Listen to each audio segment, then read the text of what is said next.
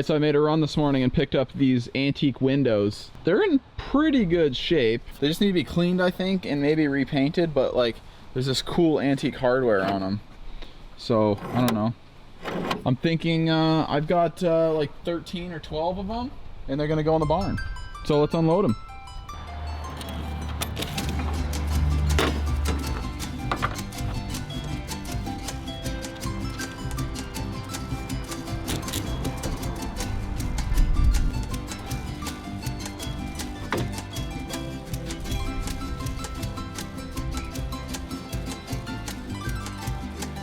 Excited about my new barn find, I struck off unloading these windows and finding a safe spot to store them because if you've been following along, my barn is not quite ready for windows yet.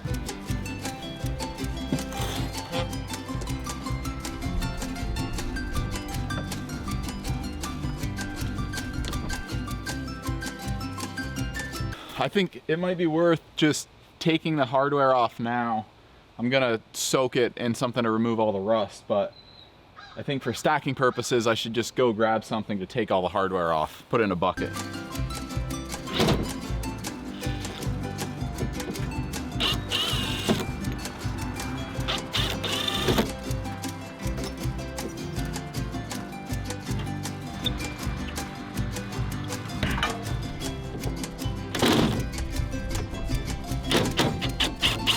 With the hardware being as old as the windows are themselves, well, not everything came out super smooth, but in the end we got the job done.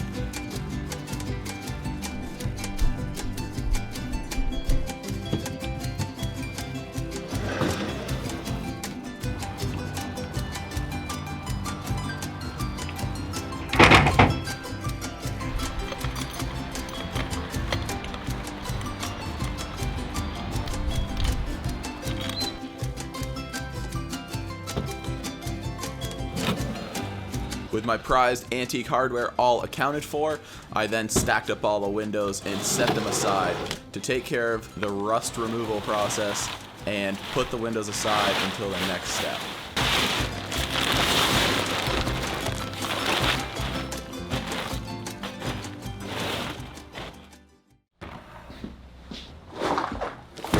Alright, so we have all of our hardware from the windows, and okay, small issue. Well, maybe.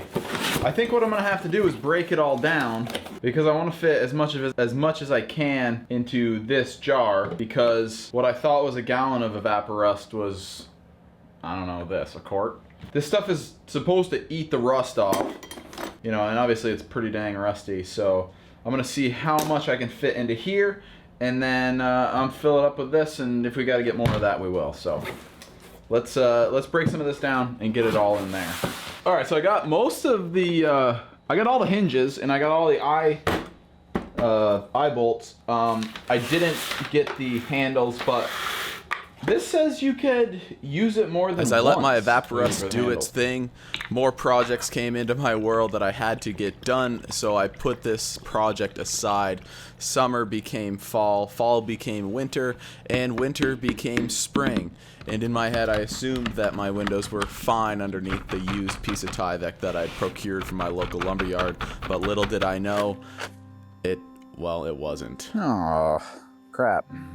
The tide comes in, pulls some sand back into the ocean. The land is lost, another fight it cannot win.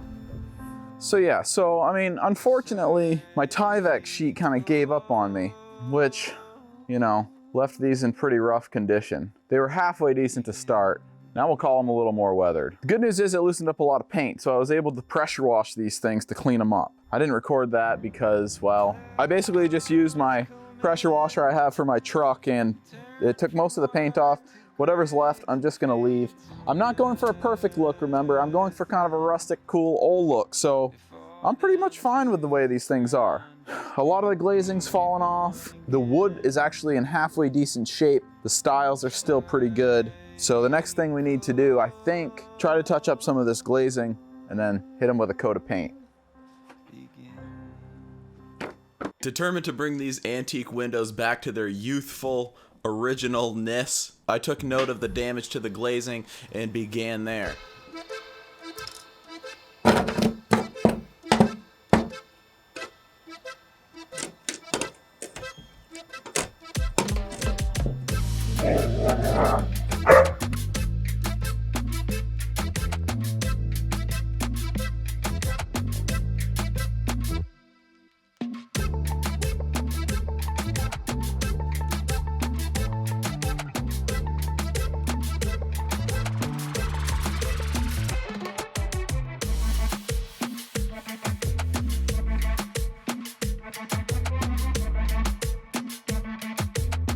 The glazing is complete.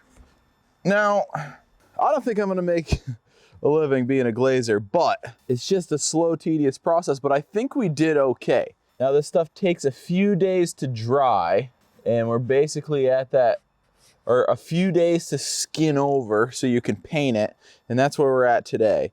Am I happy with the way this glazing turned out? Yeah, I'm fine with it. For what I'm doing and the purpose it's gonna serve for me, yeah, this is totally fine. Now we move on to the paint. I'm using just a Sherwin-Williams exterior grade super paint. Oh, that's cool. I don't know, it's just what the dude sold me. I told him what I was up to. He said this would work fine. It doesn't break the bank, but it's good long-lasting durability. So I'm just gonna paint it on with an angled brush. You'll see there's two ways to do this, I think.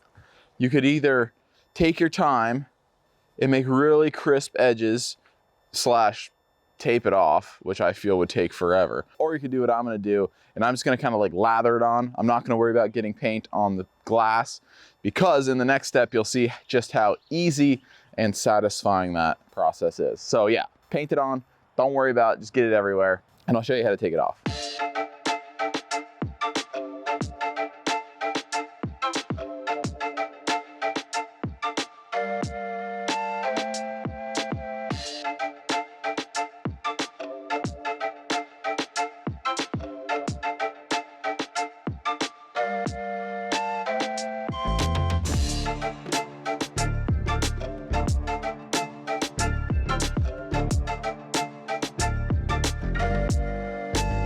All right, now for the most satisfying part, in my opinion. Because we painted onto the glass, we've got kind of a thick skim coat around the outside, and I've just got this cheapo scraper, and what I do is I cut a line all the way around the outside of the square, and then just dip my blade under that paint, and you'll watch it just peels right up off the glass. It's super easy and so much faster than either cutting and taping these things off, and the result I'm very pleased with. Prepare yourself for some of the more satisfying parts of this project.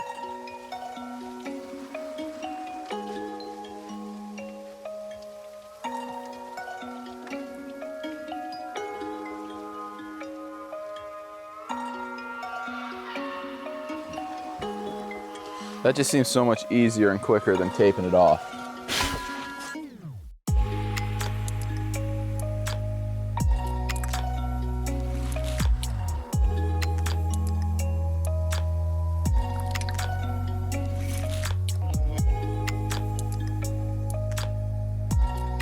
And now just a quick cleanup, and we'll see what we've got.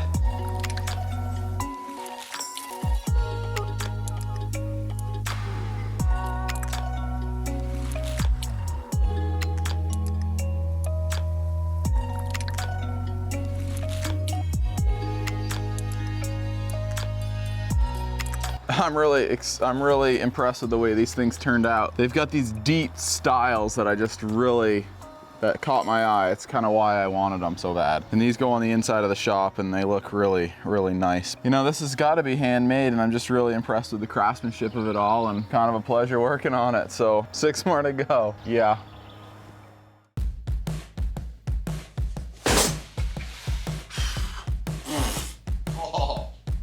As you can see, that stuff, the Evaporust did a really good job with these. I do 2 coats of primer, 2 coats of Rust-Oleum, and then we'll put them on the windows.